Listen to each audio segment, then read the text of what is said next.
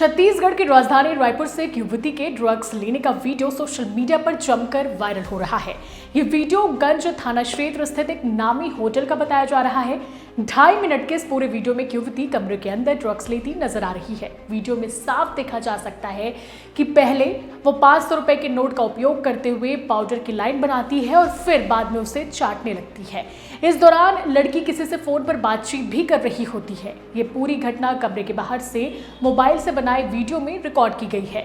ये वीडियो राजधानी रायपुर में नशे के बढ़ते नेटवर्क और होटल परिसरों में चल रही संदिग्ध गतिविधियों की गंभीर पोल खोलता नजर आ रहा है। पुलिस की समझाइश और सख्ती के बाद भी कारोबारी नियम तोड़ रहे हैं और इस वीडियो को देखकर आप भी समझ ही गए होंगे कि कितनी आसानी से नशे के सामान छत्तीसगढ़ में बिक रहे हैं।